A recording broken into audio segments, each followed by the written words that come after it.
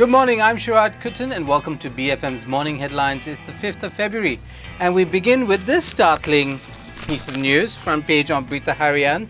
Yes, the strongman of Sarawak is looking to resign, but you look at page 3, you can see why. Why would somebody around whom a lot of controversy, not only because his family is said to have accumulated billions. Now that little pull quote there says that on the 28th of February the governor's term ends and that Taib might be looking to take his place. So it doesn't look like he's actually shuffling off, moving aside, leaving the state to be governed by others. It might be that he's got a larger game plan, and the game plan might include the governor's office. The governor's office obviously is a ceremonial position, but with Taib there, that might change entirely. We don't know.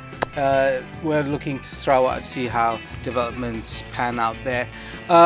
Edge Financial Daily has a very sober story on KLIA 2, which has been in the news for its delays. It's going to be the biggest and perhaps most delayed budget airport terminus in the region. That's going to be its epitaph. Star has the same story, except because it can't resist the pun. So it has turbulence, because that's got nothing to do with turbulence in the air. It's got everything to do with the inability for many of the buildings to get their safety certification.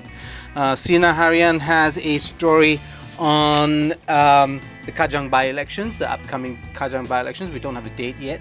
It says conditional support, sokong Sharaad.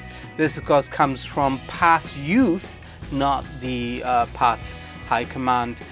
They are saying that they support Anwar Ibrahim as in his bid rather for the state assembly seat, but don't necessarily support him if he wants to become the next Menteri Besar of Selangor.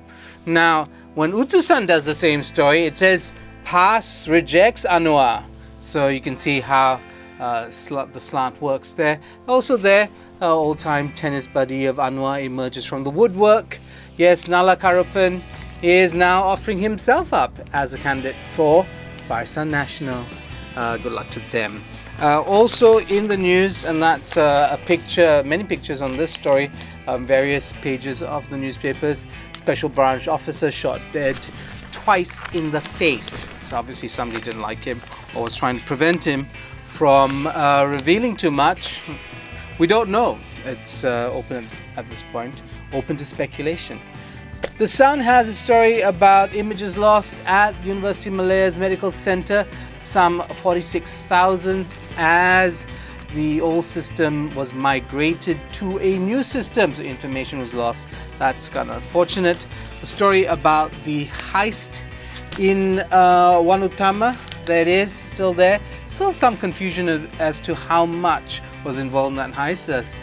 The Sun sticks with the 10 million ringgit figure, but there you have the question of whether Latin American gangs, because over the last couple of years Latin American groups have been implicated in many crimes, including carjacking and now this major heist.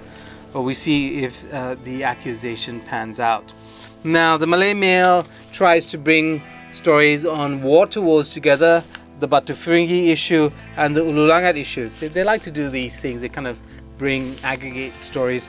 It's a special kind of task or talent in order to achieve that to good effect, but perhaps laudable when you compare it to the new Straits Times, for whom this is an opportunity to slam the Penang state government, because it's led by Lim Gunning and the DAP and Pakatan there. And it's welcome to Penang. That is kind of postcard thing, but it actually says Sunsi and Sewerage. Sewerage, folks. Sewerage. You think that's Penang, the entire island was drowning in sewage, but that's the New Straits Times for you. I think though, in the pages of the New Straits Times, something worth reading, and that's a piece on Kuala Lumpur's strategy dealing with China, diplomatic strategies here. Soft diplomacy is the phrase of the day.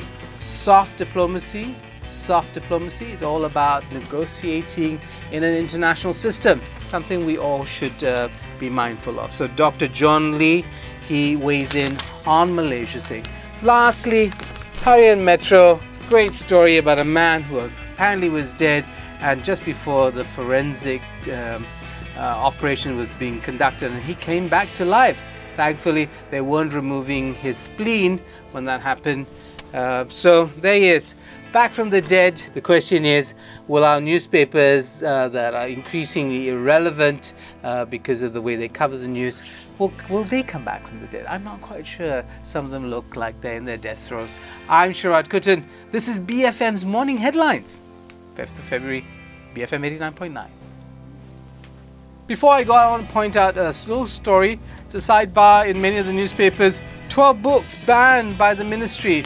Now, many of the books titled are Malay in language books, and they seem to be about religion.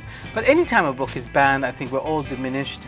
It's not a sign of a very democratic society, one society that not only allows books to be banned, but doesn't fight back, allows books to be banned. I think it's a bad idea. 12 books, folks, 12 books banned, and that's not a good thing.